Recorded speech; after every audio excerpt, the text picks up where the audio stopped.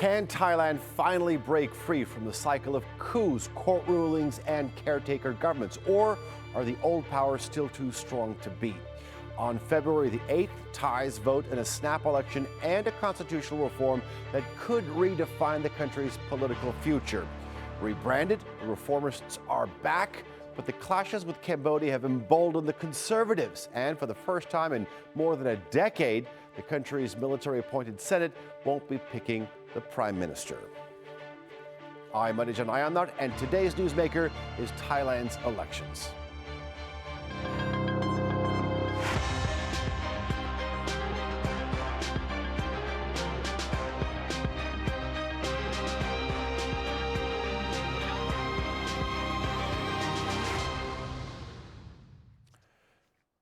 Thailand heads into one of the most consequential elections in years. A snap election triggered by political crisis, an economy that's stuck in low-growth mode, and a constitutional referendum that could determine whether or not the military's grip on power finally loosens.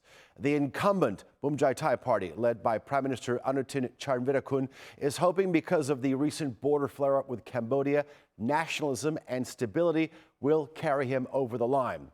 Meanwhile, the once dominant Pheu Thai could emerge as kingmaker. And with the Senate essentially sidelined, the stakes couldn't be higher. Here's more on the story.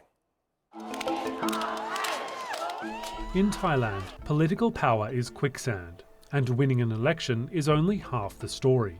For decades, Thai politics has been beset by coups, interventions, court rulings, shifting alliances, and collapsing coalitions. But this election could be different, with a referendum on the constitution on the cards. And the three most likely contenders for premiership know it. Enter current and caretaker Prime Minister Anutin Charnvirakul from the Bhumjaithai Party. He came to power last September, after the previous Prime Minister Pheu Thai Shinawatra of the Pheu Thai Party was removed from power by a court order over her handling of the border war with Cambodia. Bhumjaithai Party doesn't hold a majority and is currently polling third. But Anutin is known as a shrewd negotiator, securing the top spot through lobbying coalition partners and opposition factions within hours of his predecessor's ousting. And his nationalistic rhetoric and hardline stance against Cambodia has gone down well with the electorate. I promise that I will protect Thailand with my life. I will not reopen the Thai-Cambodian border crossing until the Thai people, the owners of this country, change the order they have given me. Yodchanan Wongsawat is the leader of Pheu Thai and is polling in second place, ahead of the Bhumjaithai Party. Pheu Thai has been a juggernaut in Thai politics, a mainstream populist party which usually polls well with workers, labourers and farmers in Thailand's rural northeast. But a series of corruption scandals and a string of its leaders toppled via coups, court orders and even jailed has seen its popularity wane. Yodchanan Wongsawat is the nephew and the son of 4 prime ministers and is part of the Shinawatra family clan. I'm the very small guy, okay, but I'm on the shoulder of giant, like Isaac Newton has mentioned, so I can see a lot of things. Yeah, that would be an advantage. 38-year-old Natapong Ruenpan Yawut of the People's Party is the new kid on the block, the youngest leader of an opposition party in Thailand's parliament.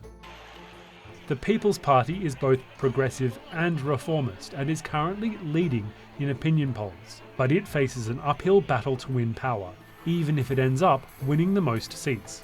It had a decisive victory in the 2023 elections under a different name, but was blocked from forming government by establishment forces. The party's previous leaders were banned from politics for 10 years after calling for reform of Thailand's lèse majesté laws, which makes criticising the Thai king or royal family a criminal offence. In the past we just dissolved many times before, and people still believe in their power. So this time if we form the government and there is no lawfare to destroy us, I don't think that they will lose hope. The Thai military plays a huge and often decisive factor in who gets to govern, in lockstep with ultra-conservative and royalist establishment forces in the country's non-elected Senate. As Thais go to the polls, they'll also be asked whether they wish to draft a new Thai constitution. Thailand might be able to cast off powerful institutional voting blocs and military-aligned appointees and have a more direct say in who gets to lead their country. Joining me now to debate are all from Bangkok, former Deputy Prime Minister of Thailand and former Deputy Leader of the disbanded Pheu Thai Party, Phongthep Thepkanjana, former National Security Advisor to former Prime Minister Yingluck and political analyst Sean Boonpracong, and Director of Asia Human Rights and Labor Advocates Phil Robertson. Gentlemen, welcome to all of you. Perhaps we can start around whether or not these elections are going to be any different this time. Sean, if we could start with you. At a fundamental level, does this election represent a real opportunity for political reform, or are we still operating within the familiar limits? Yes, it's happened to be a genuine and important election to date because it is without what we call the Senate voting on the PM, which given the ability of the Orange Party or the People Party, who is leading for the moment, to be able to launch the reform that they are so desired. This effort is being supported by Pheu Thai as well, and the Bhumjaithai, which is the sitting government, who is really not against the reform, but we have to wait and see how they're playing this and see how the votes are coming out on February the 8th. Okay, so that's your take. Phongthep, let me turn to you. You helped draft the 1997 Constitution. Compared to previous elections, I mean, how significant is this moment, especially what Sean said just a moment ago, when you consider the Senate will no longer be choosing the Prime Minister?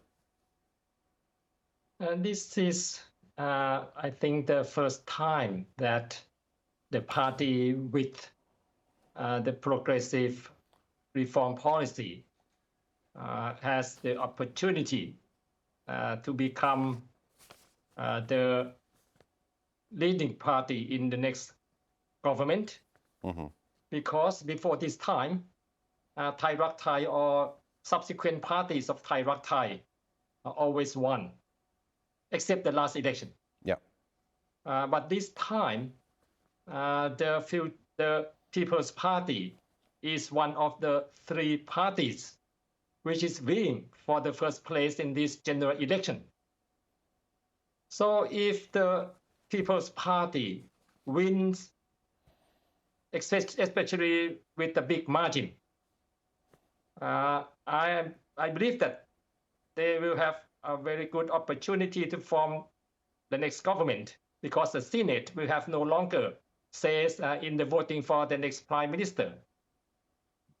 So if they become the core party in the next government, they would definitely drive for the reform, because they have never been the government before.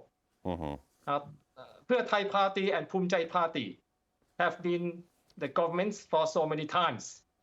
So if either Pheu Thai Party or Bhumjaithai Party becomes the core of the next government, I don't think that there will be much change in the policies. So the drastic change will come if the People's Party is the core of the next government. Okay. Phil, I want to get you in this conversation. Maybe get your take on this. Set this up for us, and also when you sort of look beyond party politics, what's actually at stake here for ordinary, regular Thais? Well, I think it's important to understand that there's a general sense of malaise here in Thailand. The economic situation is not good. The economy's in doldrums. There's a lot of household debt. People have felt that the previous parties and previous governments have not really done much to help them. And so there seems to be more of an indication that people may decide to support the People's Party and try to support reform. what I've heard from people in Bangkok and upcountry is, well, they've never had a chance to govern. Let's give them a chance and see what they can do. And if it turns out that they can't get things done, then we'll go back and look again. But that, this may be the opportunity for the People's Party to actually win through. But against that, you also have the conservative establishment arrayed against them. That includes the military and some civil servants, the ultranationalists, and other high institutions. And it may be very difficult for the Progressive Party to win because, it's very possible that the Constitutional Court could again be weaponized against them if they, in fact, win. And I think the big issue is going to be, if they do win, what is the size of their margin? And will it be large enough so that they can form a government and that those conservative elites would be concerned about a backlash if they tried to block them again? Yeah, I think that's an important point that we can actually move forward with. Sean, let me come back to you. I mean, Phil has mentioned it, Phongthep has mentioned it. Let's create this scenario, okay? The People's Party wins, and it wins big. Let's say 150 seats or more. Do you believe that they'll finally be allowed to form a government? What's your take? Good chance that they will be allowed this time because of the public pressure, and there's a willingness, like Bill said, about public participation in wanting to see the change happening. So I suppose that the other two previous parties, that you don't want to count them out, and they could very well come out fairly stronger than people think. Like Pheu Thai Party, for example, I expect them to win between 80 to 110, while the Bhumjaithai, of course, they expect to go second since they are in control of the government, especially the Ministry of Interior, who Prime Minister Anutin is also the minister control all the governor, which would affect that the outcome of this election. But one shouldn't really make a lot of assumption that Bhumjaithai, which the People Party have said that they will not join with this Bhumjaithai. However, in Thai politics, a lot of things can change.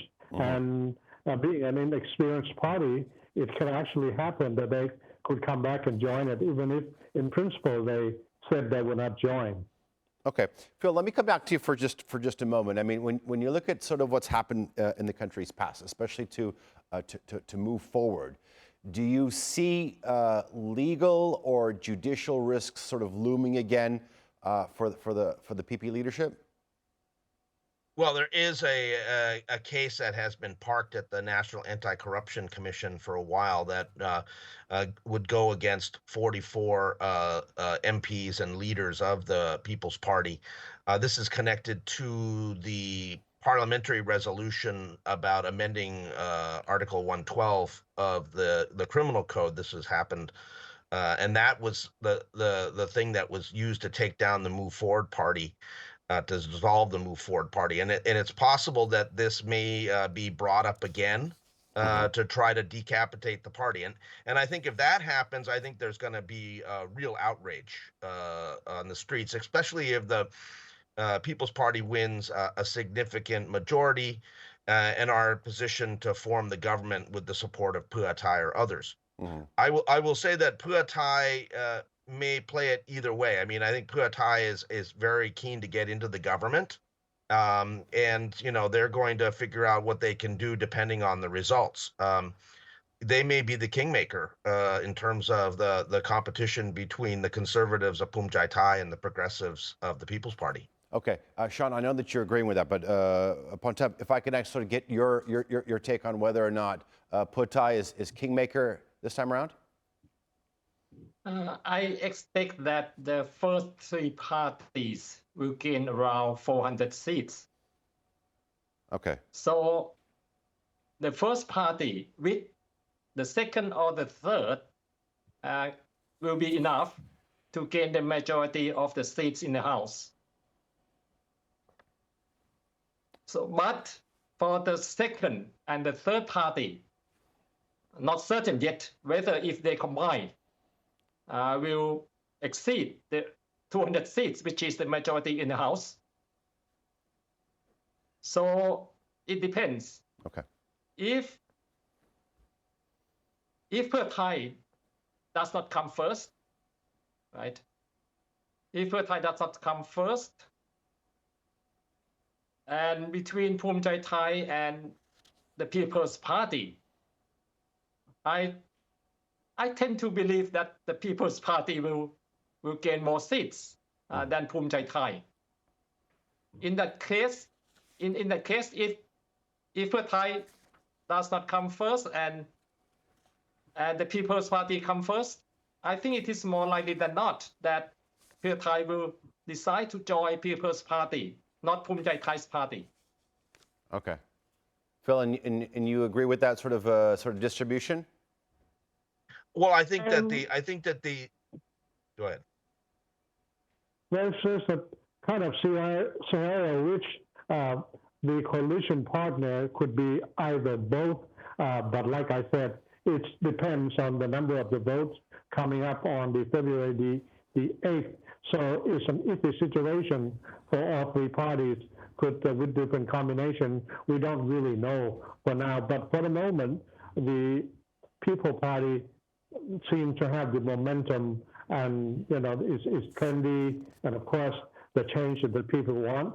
And the referendum is likely also, which is a key issue, will most likely pass if there's a high turnout, which is expected to be, because after so many registration on early election several days ago on during the past Sunday. So I could foresee that a different combination could take place with high turnout. Okay. Phil, you were going to say something. Well, no, I was just going to say that it's very interesting between the top three parties, between Bhumjaithai, Pheu Thai, and People's Party, that Pheu Thai betrayed the People's Party one time, and then Bhumjaithai betrayed the Pheu Thai Party, and then the People's Party betrayed the Bhumjaithai Party. So there's a lot of bad blood all around each side, and how this plays out, I think, is going to depend on the actual number of seats. I mean, the first to 250 is going to cinch it, and I think that I do agree with Phongthep that if the People's Party wins the most seats, that it's more likely that Pheu Thai will go with them, because Pheu Thai is originally a progressive party, and so I would hope that it would return to its roots and back progressive reform. Okay, Phil, let me ask you a follow-up, and maybe perhaps shift gears here a little bit. I mean, every time there's an election in Thailand, I mean, you have reform is one of the main themes. I mean, I'm wondering if the country can ever sort of fully debate civil liberties while this majest remains, or is it beyond political discussion, or is that the sort of defining constraint on reform here? I think that's just one aspect of reform. I mean, it's quite clear that any discussion of LM and Article 112 has been found to be treasonous by the courts. So it's not going to be discussed and it's not going to be raised. But there's issues of breaking up monopolies, reforms, talking about ending the mandatory conscription for the military, talking about improvements in government services, better support for education and reform of education. There's a very big reform agenda that is out there that goes well beyond just discussion about the monarchy. Okay. Phongthep, if I could turn back to you, at the introduction of this story, we said that the country was in a political crisis, and one of the reasons why it is in the situation it is what happened with the border conflict with Cambodia. I'm wondering how much that conflict has sort of reshaped the country's political landscape. The Cambodian conflict has some impacts on this general election, because some party will definitely gain more votes because of the conflict. and some parties may gain fewer votes because of the conflicts. And right now, there are some parties, especially one of the three leading parties, is trying to use this conflict to gain more votes.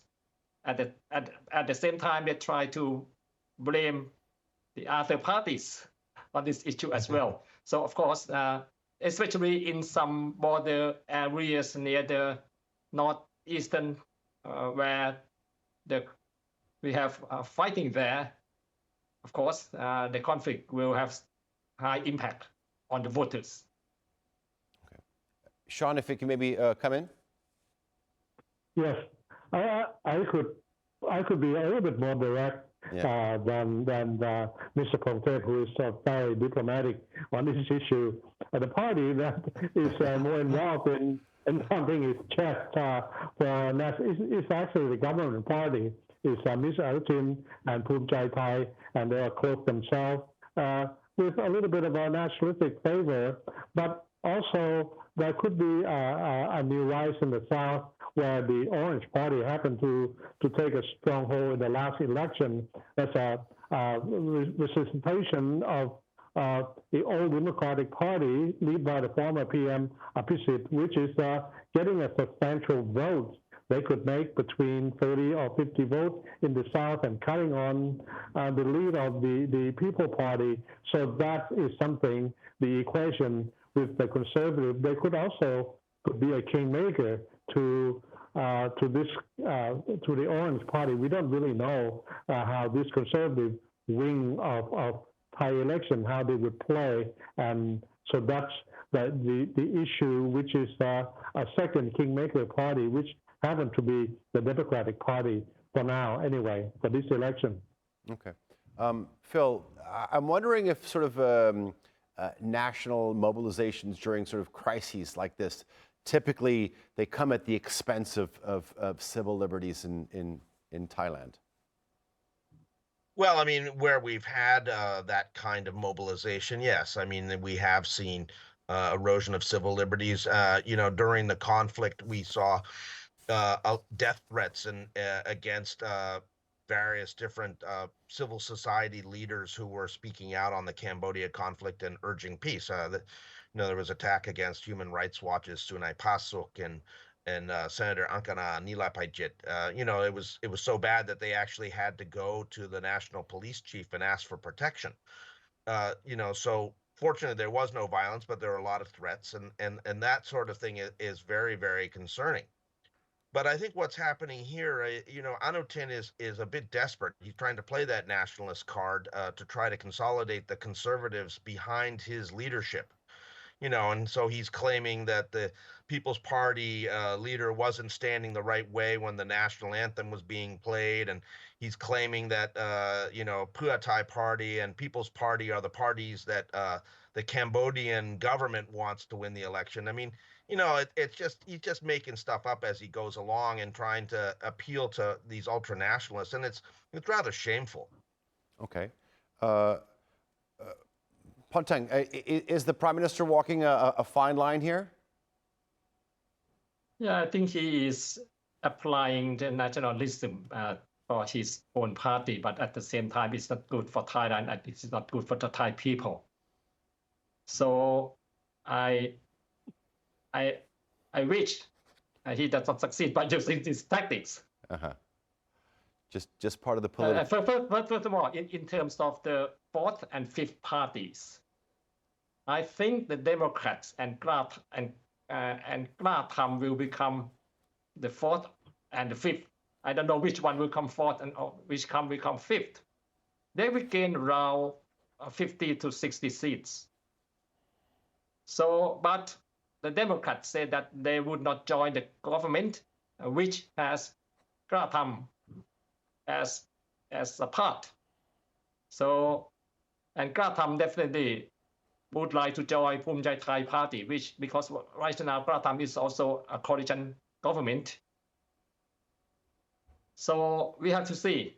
We have to see whether the Democrat, which state which stated clearly that they would not join the government in which has Kratham, will cause any problem for in case Bhumjaithai will have a chance to form the government or not. Okay. Phil, I'm going to give you the last word. I don't have a lot of time left, but we've been talking about the top three parties, the fourth, the fifth party, the kingmakers, in all this. After all the cards fall, are we only then going to be able to sort of analyze if reform is sort of mathematically possible or not? Well, I think reform will happen if you have a progressive leadership as the new government. If you have the People's Party leading the government, there will be reform. If you end up with Bhumjaithai as the leader of the government, then there won't be reform. It will be status quo. You can basically boil it down that way. And how this plays out, it's a real difference because, the People's Party has very strong party identity. It's going to do very well in the party list vote, but that's only 20% of the seats. The real fight is for the 400 seats, which are constituency seats. And in that, certainly the other parties have an advantage unless the People's Party does really, really well in Bangkok. Okay. Phil Robertson, Sean Boonpracong, and Phongthep Thepkanjana. Gentlemen, thank you very much for joining us here on the Newsmakers. And thank you for watching. Of course, you can follow us on social media and be sure to subscribe to our YouTube channel. For now, I'm Alijan Ayamnar, and we'll see you next time.